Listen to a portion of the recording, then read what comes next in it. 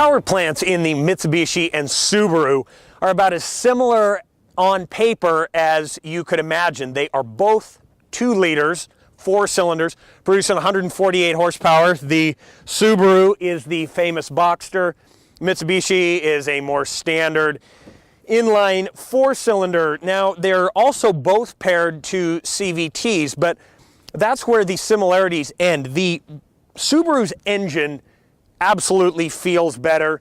The Mitsubishi's just feels more elementary, there's more vibration, definitely not as good. However, the Mitsubishi transmission is awesome. One of the best CVTs I've felt, and if you want to use the paddle shifters, they actually work. The Subaru's transmission does not feel as good, and when you're accelerating, it seems like you'll get to about 3,500 RPM, and the tach will just sit there and rev there for about 5 seconds before it finally shifts down to the next gear. So Dave, let's find out how these do at the pump.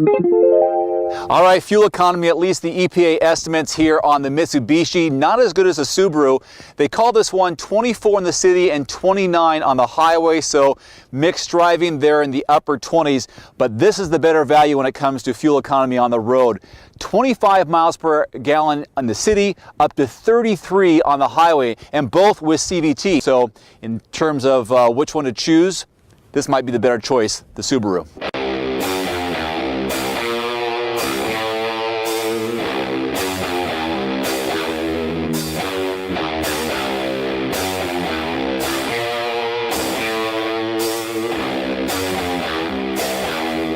Talk about the ride and handling. It's slow. It's just, I don't know. I don't want to get up to speed. I know it's a smaller engine, but the engine says, don't push me too hard. No, absolutely. Other engines in this class don't have any more horsepower, you know, right around 150, but they feel better than this. This engine feels dated. It feels like it's working. You're getting a lot of vibration through the steering wheel, vibration through the gas pedal. You just can tell that it's not as refined as you know, as something like an EcoBoost from Ford, or you know, a 4-cylinder Boxer from Subaru. Some of these engines that just are really well thought out. The steering in this is good enough. You know, electronic, comparable with most of the other stuff out there. But yeah, there is just an overall refinement that is missing. The ride is good, suspension's pretty good. I think this car would do fine off-road, but it's like this car just needs one more generation of refinement to really get this down.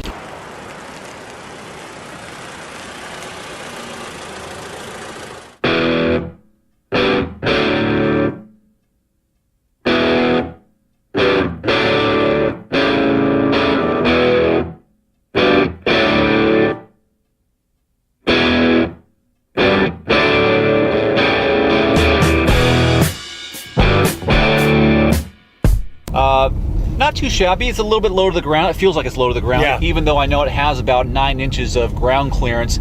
It feels like it's a smooth riding vehicle for a crossover. Yeah, we're on a pretty bumpy road, and it's soaking up the bumps pretty darn well. Rear legroom in the Outlander Sport is actually pretty good. This is not a huge car, and I'm 6'2". The seat here in front of me is positioned where I was driving, and although my knees are lightly pressing up against the back seat, this is really pretty good. I would say slightly better than or equal to most other cars in the class. Back seat room in the Crosstrek is actually pretty good. The seats, it's interesting, there's this fold down here, and so my knees are touching, but the rest of my legs aren't. I am in the same driving position, and I'm a pretty big guy.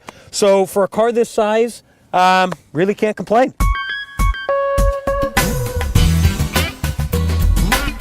All right, folks, let's take a closer look at the cargo room back here in the Crosstrek and the Mitsubishi, and it becomes clear right away which one has more room. But I think when you understand the Subaru brand, you know that it's meant for durability, and that's why this liner is in here, that, hey, you can scratch it up and have a lot of fun, but over there, a lot nicer look. Yeah, the dog cage does not come standard. Our tester has that, but Dave, you nailed it on the head. This is a little bigger, and with the seats down, it's still both a little deeper and a little taller, but really it comes down to refinement. This is a little bit more of a city mobile that's, you know, got that bit of an off-road nature. But overall, these are both pretty good when it comes to cargo space, edge to the Mitsubishi. Absolutely.